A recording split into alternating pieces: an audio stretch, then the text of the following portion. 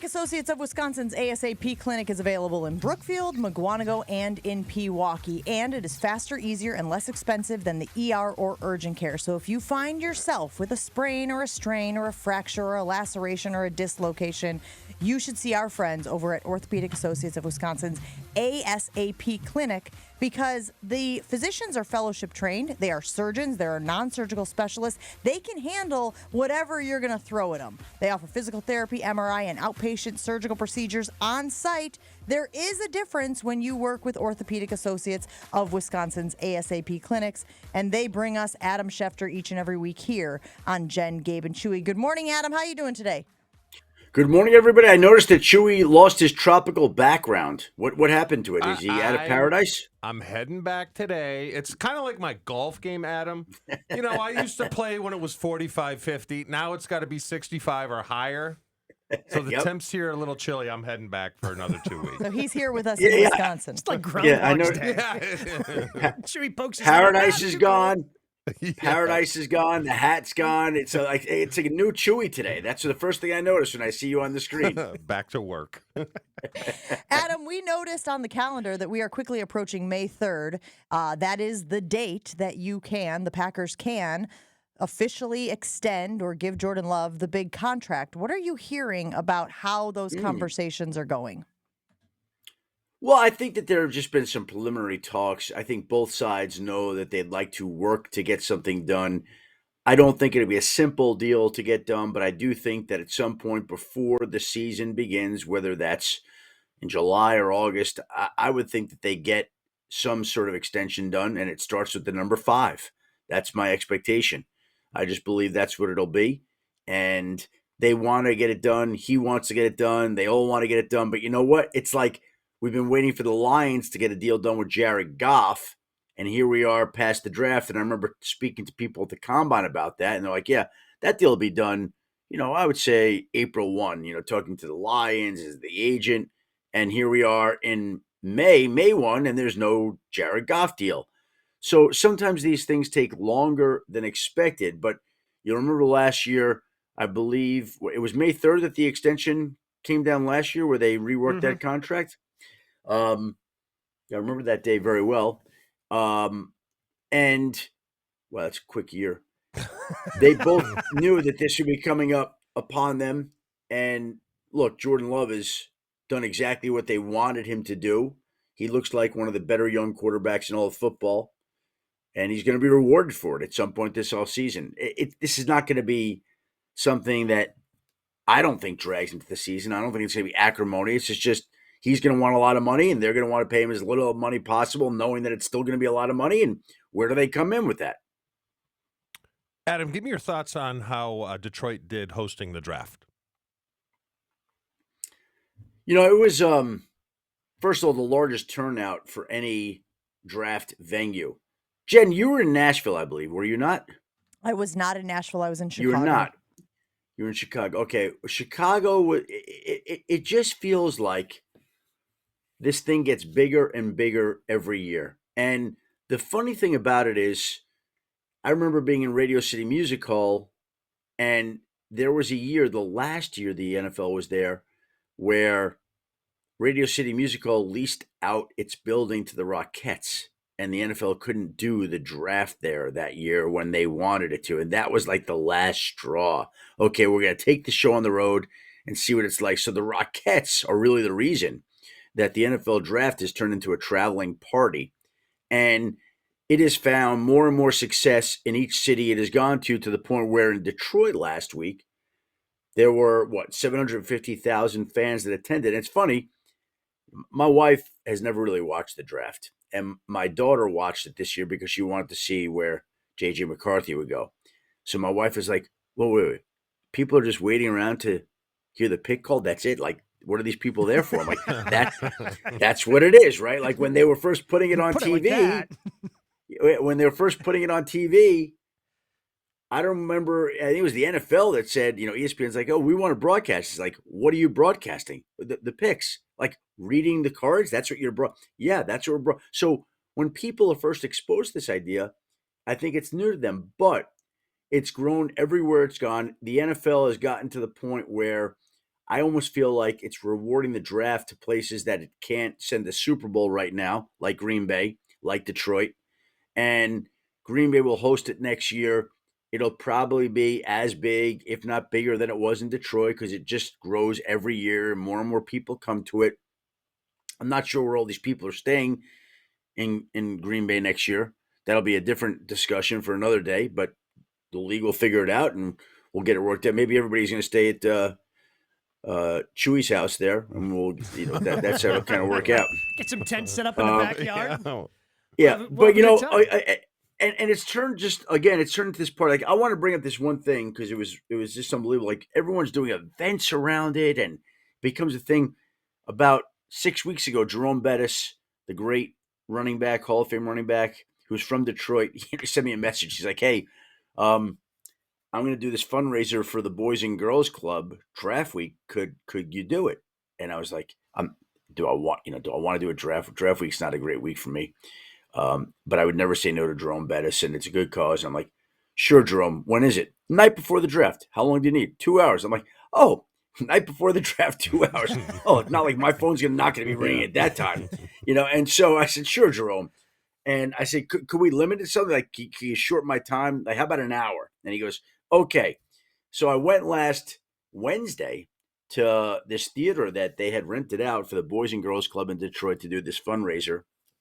And they had me do a talk on stage with, and this was the amazing part. Like, Jamel Hill was the moderator, and then they had Ali McNeil, the Lions defensive tackle, along with me and Jerome Bettis, Calvin Johnson, and Barry Sanders. Oh. Like, Detroit royalty. Mhm. That's like showing up in Green Bay, right? And having Bart Starr, Aaron Rodgers, Brett Favre, the night before the draft do some kind of discussion. And it was unbelievable. And I can't believe, like, in my mind, like, it was even an issue. Jerome's thanking me for coming, and I'm thanking him for having me because it meant more to me than it meant to him. So I was surprised that you think that they're going to get that many fans up in Green Bay next year just because Green Bay is a little tougher to get to than it is Detroit. Flying directly in can be tough. But do you think that a lot of people are going to look at it as, hey, this is a historic place in the NFL. Let's go. This is our opportunity, because it can be tough to get tickets to a Packer game. Well, it may be the pilgrimage that everybody in the surrounding areas makes, and they drive in that day. Like, that's, I'm sure, what the league is banking on. And, what surprised me, you get to Saturday and it's rounds 4 through 7 and it's just picks and the players who are there are gone. And, it's just not the hype and hoopla, although it still is very important to teams. And on Saturday, the draft was packed. It was still, there were a lot of people in that area in Detroit. Again, I don't know if there's going to be more than Detroit. I'm just saying, as a general rule, the draft seems to grow every year. And there are going to be people who want to go. Now, maybe in this particular case, I don't know. It's like I said, I don't know where everybody's staying in Green Bay that Thursday night, that Wednesday night, night before. Maybe people are just driving in that day and they're driving back after, wherever they're driving to. I don't know. I don't know how this is going to work. It's a different deal. You guys know better than me, to be perfectly frank. Tell me, how do you think it's going to work? I mean, I think there's going to be a lot of people here in Milwaukee. I mean, plenty of hotels have kind of come up here even since the pandemic. Yeah. Obviously, there are enough hotel rooms that they're hosting the RNC here this year. So I think a lot of people are driving up and then staying between here, Fox Valley, maybe some places in Sheboygan because you have Destination Kohler there. And, yeah, everybody's going to be driving up. But we're just trying to figure out where they're going to have it, Adam, because obviously the stadium is not big enough. They can't fit enough people in there. I expect them to do it right outside the stadium, like right outside Lambeau Field. Like, that'll be the backdrop. Mm-hmm. And you know what? Here's the thing: they just set it up wherever. Like, they did it in a park in Detroit. They did it on the steps of the Art Museum in Philadelphia. In Chicago, it was Grant Park. Like, it's this spot right here. It's going to be somewhere outside Lambeau Field. And again, I've been there probably 10 times, but you guys know it better than me. Is there a spot in front of Lambeau Field where they just build it out? I'm trying to think which side that would be. Well, I was saying the top of the stairs, it would be on the east side. Yeah, on the Hudson stairs Center you climb side. up, put the stage up there, and everyone is down below, so they'd be looking up. But that's an area big enough where they could maybe support the same kind of crowd they had in Detroit. Shut down Oneida and just have people spill all the way back to the Hudson Center. That's my guess as to what it would be. Yeah. It'll be right outside Lambeau somewhere. That's how they'll do it, and they'll have Lambeau in the background. That'll be like the big backdrop, just like they build that. They create this. I mean, the whole thing is created. It's a made-for-TV event. That's how it works. Adam, we have been talking about what the other teams in the NFC North did in the draft. The Packers do not have a wide receiver one, but it appears like all of these other teams do. Obviously, the Bears have really bolstered their offense, hopefully to give Caleb Williams some weapons. Is that a mistake by the Packers? I know it worked last year, but you've got Justin Jefferson. You have all the things that the Bears have done. Like, do they need to have somebody emerge as a number one on their wide receiver crew this year in order to just kind of hold serve with the other teams in the division? Well, first and foremost, I thought Jaden Reed and Dontavian Wicks in their first year played exceptionally well. Now, you may say, whoa, we're talking Justin Jefferson and Jaden Reed and Dontavian Wicks. Well, Justin Jefferson is one of one. He's an elite wide receiver. And by the way, he's going to be paid like that this offseason, with his own contract that is north of $30 million a year, well north of $30 million a year. So they're not paying those guys that. But the guys they had last year made a lot of plays. They played exceptionally well. And by the way, that was during a year where Christian Watson battled injuries and people thought he could be the one, and he wasn't healthy all year. And Romeo Doubs came on. Like, they've got guys. And I don't know that you look at any one guy as the number one, but you look at all of them, the collection of talent that the Packers have at wide receiver, and you say this group can be competitive with just about any team. That's how I feel. And I feel like those guys in their second year will take a step. I'm counting on that. I think they're counting on that. These guys take a step, become that much better, and then the unit itself becomes that much better. So, no, they're not going to have a one. They're not going to have Justin Jefferson or Roma Dunze or Amon-Ra St. Brown, at least not apparently, but that doesn't preclude one of those guys from developing into a receiver like that. Adam, we're starting to hear rumblings of an 18th game in the regular season. Hold on, let me cut you off right there. Chewy. Okay. Rumblings? Yeah, rumblings. It was the commissioner saying to Pat McAfee. The commissioner, Pat. To any open microphone he could. Yeah, let me explain how this works, okay? When there are rumblings of a 17-game schedule, lo and behold, a few years later, what do we have? 17 games. Well, these guys know I'm not big on reading, number one. So if I don't see it on video, I call it a rumbling. Okay. With that being said, If Adam, we tell him about do it, they have to wait until the next CBA, or can this get done before that? Because the next CBA is 2030, right? Yeah, correct. And again, as we've come to learn, Chewy, the league does what the league wants to do. And so you can't just say, okay, next year we're going to have an 18-game schedule. No, that's not happening. But I don't know, in another year or two or three, the league could say, hey, PA, NFL Players Association, we want to go to 18 games, and we're going to make it worth your while. We're going to give you this, or we're going to increase the revenue there, or do that, or whatever it may be to get to 18 games. And if they don't want to do that, then when they open the negotiations for the new CBA in a couple of years, 2-3 years, maybe there are some expedited talks and they push for that 18-game schedule, because every time there's a new CBA, each side wants something. So I could just see where the NFL is going with all this right now, okay? They started at 16. We went to 17 games because there was initially talk of 18 games and people fought on that. So you know what? Let's just spread it out. We'll do it over time. We'll go to 17 first. It'll work. It'll be difficult. And then we'll get to 18. And you just can't do it all at once. It's a whole process. But now you package in international. Oh, I see where all this is going. International and 18 games and a delayed Super Bowl, so that the Super Bowl is the Sunday night before President's Day on Monday. And it's all tied together as all part of the master plan to have the NFL control the world. And the way this is going to work is, the league is going to get an 18th game. I don't know when that's going to be, whether it's 2 years or 4 years or 6 years or 10 years. The league gets what it wants because it just will. So there's going to be 18 games eventually.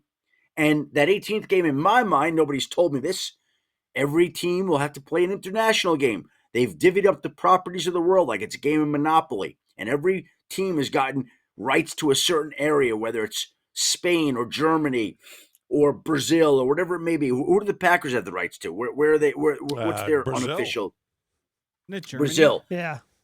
Whatever it is, the Packers are going to play a game internationally in Brazil or Germany every year, just like every team will. And then because everyone's playing an 18th game, that leads to the later season, which takes us to the excuse me, I'm sneezing to the truth. That takes us to the Sunday night Super Bowl before President's Day, which works out perfectly. So what is already a national holiday, an unofficial national holiday, becomes that much more so of an unofficial national holiday. So there's more regular season games, there's more international games, there's more revenue leading into, you can see where this is all going. Mm-hmm. So yes, Chewy, to get back to the question, rumblings. I can hear the rumblings coming.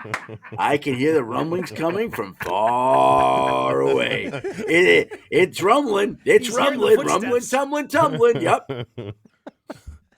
Adam, you've been around the league for, a year or two here, and we learned that Jacob Monk, one of the Packers draft picks, has a cold water allergy. He has breaks out in hives on his skin, found this out by sitting in a cold tub when he was a freshman at Duke. Have you heard of anybody else having this in your time in the NFL, or what are some of the other interesting ailments that maybe some draft prospects have had to deal with that you've heard of? Well, I think I didn't realize it until now, but I think I have a cold water allergy. I don't like going in cold water, so maybe I'm allergic to that as well. I've never heard of that, and again, when you bring up things like that, there are always little things. We've had players and prospects go to the combine where they found irregular heartbeats. That's always troubling and concerning. I could think of A.D. Mitchell, the Texas wide receiver this year, who went to Indianapolis. He's a type 1 diabetic. My wife is type 1 diabetic.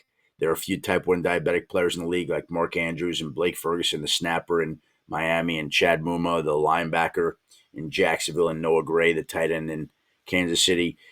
And people said that part of the reason that A.D. Mitchell fell was because of the way he handled type 1 diabetes. I heard that. And again, as somebody who lives with a type 1 diabetic, that was interesting to me. Like, I don't understand how that is. I guess people handle it different ways, and he's got to improve in the way he handles it. Everybody can improve in the way they handle that condition. It's a major condition. So there are all sorts of things, but I've never heard of what Jacob Monk deals with. And if that is indeed the case, I'm sure the Packers didn't go into this cold, literally, and say, we're going to take this guy and see how this works out. I'm sure they figured it out, because if you have a cold water allergy, I'm guessing that Green Bay is not the place you want to go play. Yeah, they said they weren't concerned, but did make the joke of, let's just make sure he doesn't go ice fishing. Yeah, exactly. Well, that's probably wise. Well, all men hate cold water because of shrinkage. I like how you dropped Is that your what it is? pencil, like you were just... Thought we were going to get I'm right. Yeah, you're not wrong. Adam, on that note. I will say, I did not expect to wrap up today's little episode with the word shrinkage. So Chewy's big words of the day were rumblings and shrinkage. And there's rumblings that Chewy's shrinking. That's all I can say right now. He was in the pool. Adam, we appreciate you hanging out with us, man. Always good stuff. Have a great week, and we'll talk to you again soon. Thank you, guys. We'll talk next week. See ya. Your total experience. You just can't be trusted. I blame you. I don't know how. Every week this fault. goes in wild and wacky ways. Oh, it's just fun. It's man. kind of funny. Your total experience at the Island Resort Casino. It includes 2 championship golf courses. Stay and play packages are now available, so book early, like right now, to guarantee your choice. Dates. For complete information, visit islandresortgolf.com today.